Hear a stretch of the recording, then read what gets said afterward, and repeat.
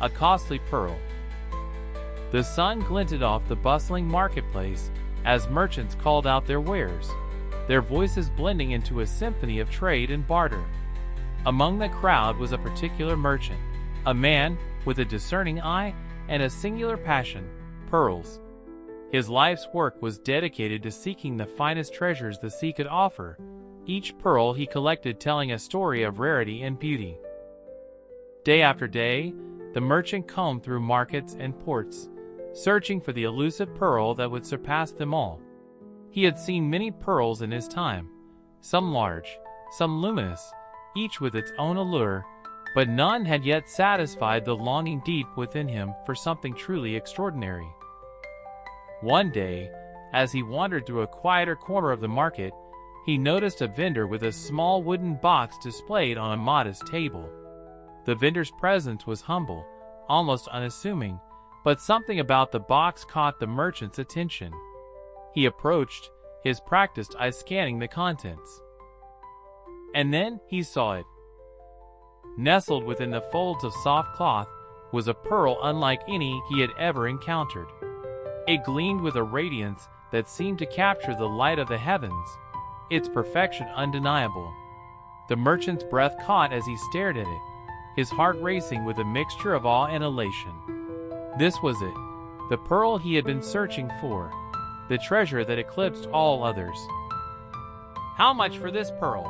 he asked, his voice steady despite the intensity of his desire. The vendor, recognizing the value of his possession, named a price that was staggering, one that would require the merchant to give up everything he owned. The merchant hesitated only for a moment, but the decision was clear. No price was too great for something of such incomparable worth. With unwavering resolve, the merchant left the marketplace and returned to his home.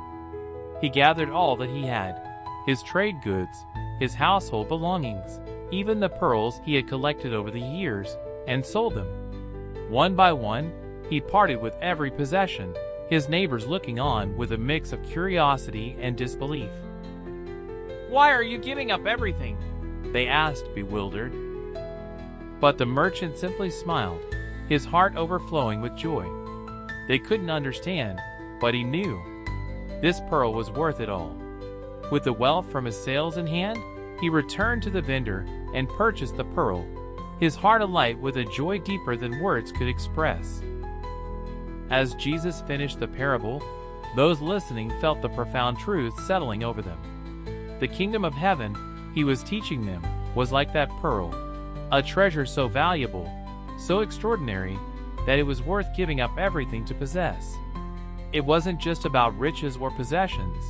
It was about finding something eternal, something that filled the deepest longings of the heart.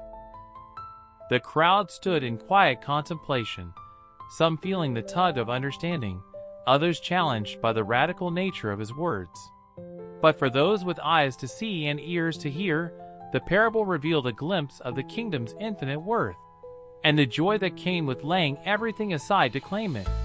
For the merchant, the sacrifice had been great, but the reward was immeasurable. Such was the nature of the kingdom of heaven, a treasure beyond compare, waiting to be found. A dragnet.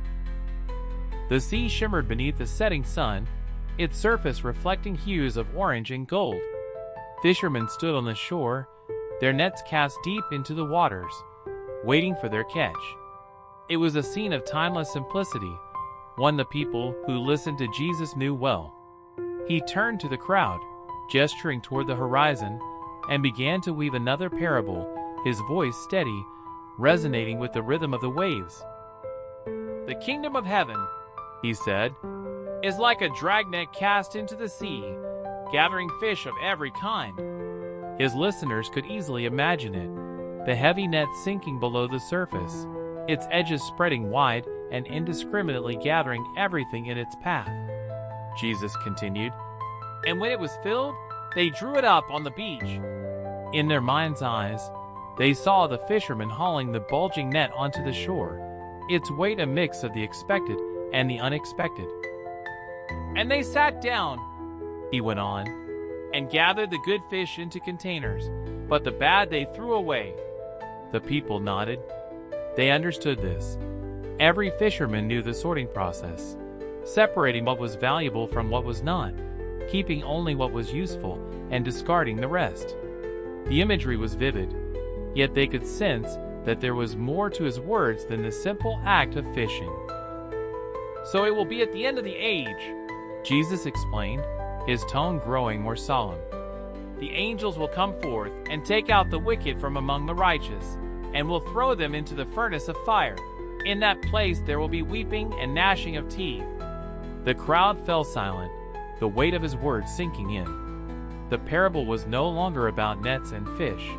It was a glimpse into the ultimate judgment, the time when the kingdom of heaven would separate those who belonged from those who did not. His gaze swept over them, reading their faces, sensing their questions and reflections. Then he turned to his disciples and asked, "Have you understood all these things?" "Yes," they answered, their voices steady, though some still pondered the depth of what they had heard. Jesus nodded, a small smile playing at the corners of his lips as he continued to teach them. "Therefore, every scribe who has become a disciple of the kingdom of heaven is like a head of a household, who brings out of his treasure things new and old." His voice carried a note of encouragement, a challenge for them to become stewards of the mysteries of the kingdom.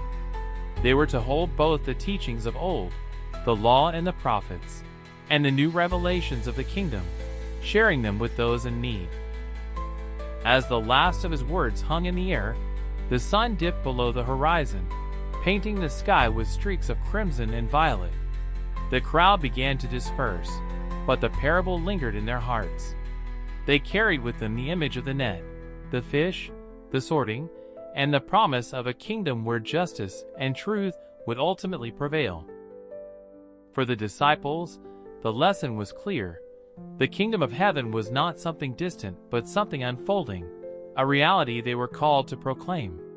Their role was to carry the treasure of the kingdom, both the familiar truths of their faith and the new understanding they had found in Jesus, into the world, teaching and gathering as they went. And so, as the stars began to pierce the darkening sky, the parables continued to echo, their meaning taking root in those willing to hear and see. The kingdom of heaven, vast and mysterious, had been brought near, and the journey to understand it had only just begun. Jesus revisits Nazareth. After teaching the crowds through parables by the sea, Jesus departed for his hometown, where familiar streets and faces awaited him. The town was a place filled with the echoes of his childhood, the carpenter's shop where he had learned his trade, the synagogue where he had prayed as a boy, and neighbors who had watched him grow. Though he returned with a heart full of the message of the kingdom, he was met not with celebration, but with skepticism and disbelief. Entering the synagogue, Jesus began to teach, his voice filled with wisdom and authority. His words carried a depth that astonished those who listened. The people exchanged whispers, their initial awe quickly turning to doubt. "Where did this man get this wisdom and these miraculous powers?" they murmured, confusion etched on their faces. They struggled to reconcile the man before them with the boy they had known. "Is not this the carpenter's son?" one asked, the incredulity in his voice mirrored by others. "Is not his mother called Mary, and his brothers, James and Joseph and Simon and Judas? And his sisters, are they not all with us? Where then did this man get all these things?" Their familiarity with Jesus became a stumbling block. They could not see past the ordinary, past the carpenter's son, who had once been one of them, to recognize the extraordinary. The truth of his words, the power of his works, were obscured by their unwillingness to believe that someone so familiar could be sent by God. Their doubt and resistance were palpable, and they began to take offense at him. Some crossed their arms, others shook their heads, their hearts hardening against the very one who had come to bring them life.